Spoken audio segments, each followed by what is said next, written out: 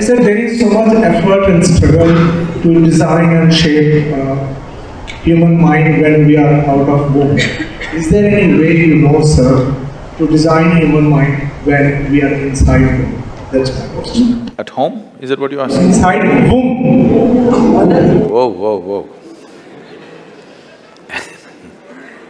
Who is pregnant?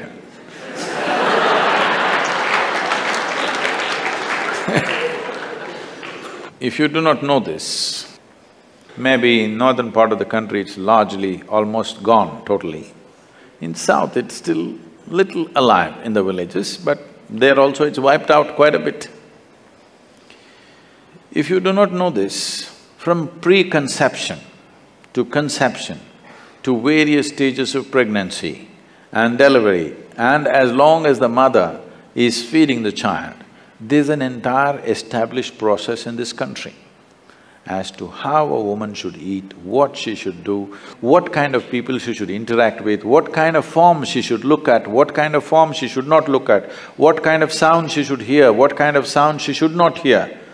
All this was very much there.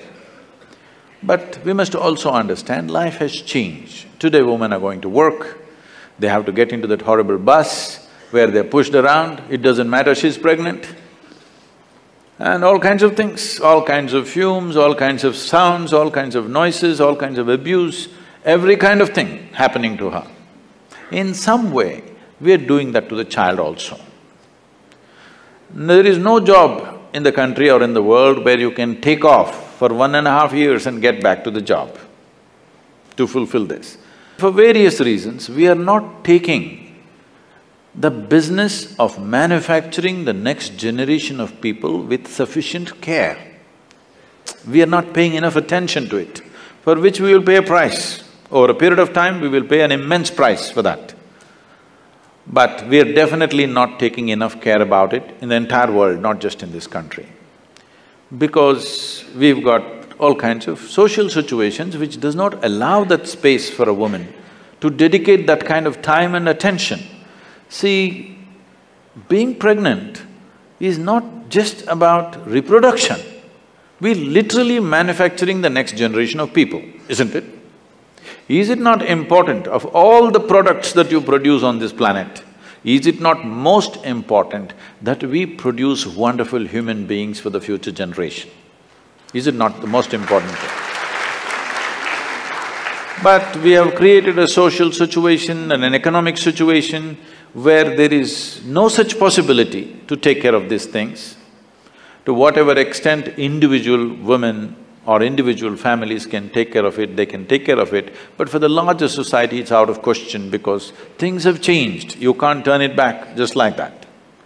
The intelligence of the body is such, if you already do not know this, if a woman delivers a male child, the quality of the milk that she produces is in a certain way. If she delivers a female child, the quality of the milk is totally different. If she delivers twins, one male and one female, one breast will ooze certain type of milk, another breast will ooze another kind of milk. This is the level of intelligence invested in this body. We have to treat it with that much care. This is not some crude machinery. This is the finest piece of technology on the planet, isn't it? Yes or no?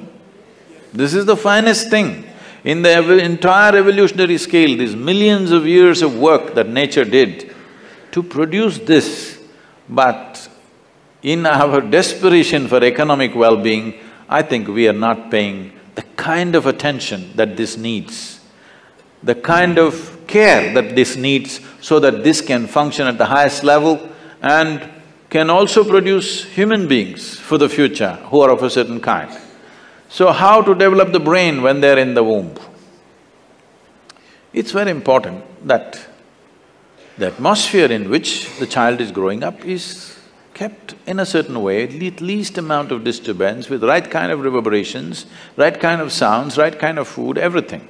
Today, they're barely nourished, the pregnant woman in most part of the country, they're barely nourished. Where is the question of right kind of vibrations, right kind of atmospheres? One thing we can do for this is, every home if possible, every working place, we can have a consecrated space.